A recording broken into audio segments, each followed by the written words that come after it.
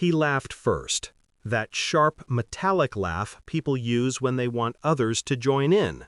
Then they all did, my wife, her sister, even her father, each hiding their amusement behind wine glasses and fake politeness.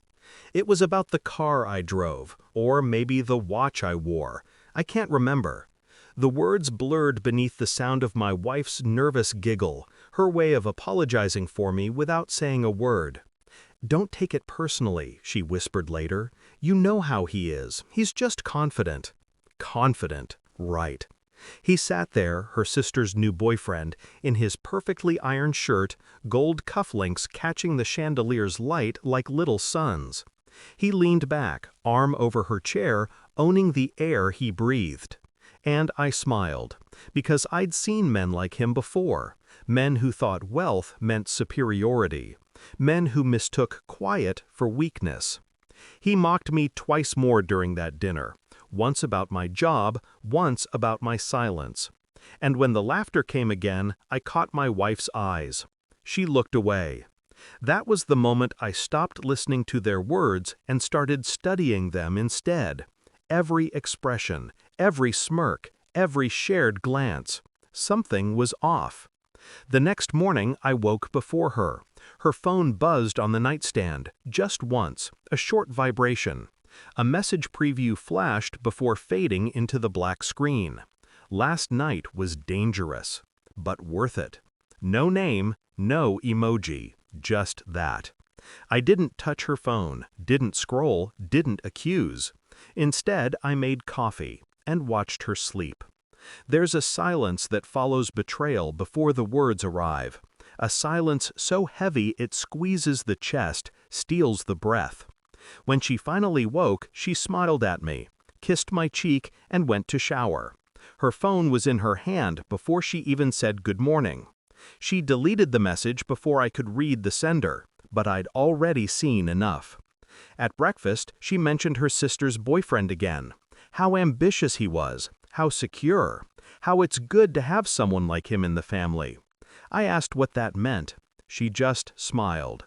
That was the first time I noticed her distance, subtle, practiced, the kind people develop after lying often enough to believe it's love. I decided not to confront her, not yet. Instead, I began to observe. Observation became ritual. I noticed how her tone shifted when she spoke to her sister, the small pauses, the laughter that lingered too long. I checked call logs when she left her phone charging beside me, always unknown number, late nights. I memorized patterns. Her showers got longer, her texts shorter, her eyes colder. Once, when she thought I wasn't looking, she smiled at a message, a genuine smile, the kind she hadn't shown me in months. She caught me watching her and laughed. "You're paranoid," she said. Maybe I was, but paranoia is only madness until the truth confirms it. I started looking into him, her sister's boyfriend, the one who mocked me. Online, he was impressive.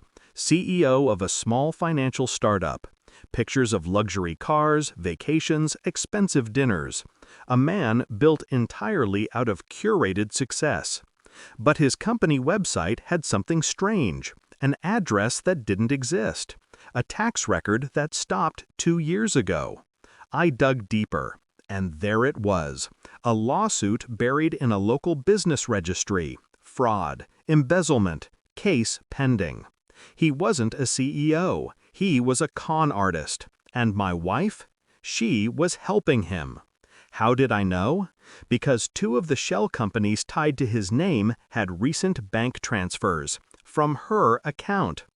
I didn't need to check the amounts. Her silence was worth more than any number.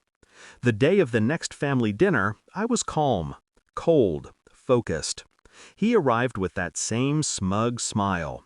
My wife followed him with her sister, pretending everything was normal. When the wine poured, he began talking about his new expansion. The others listened, enchanted. I stayed silent until he mentioned his business partners. Then I spoke. "Interesting," I said, "because the last record I found lists you as under federal investigation. The room froze. His face drained of color. My wife's glass stopped mid-air. "How do you—" he started. I took out my phone, opened the documents, showed them. The company name, the lawsuit, the forged bank records. Her signature. Her sister gasped. Her mother whispered.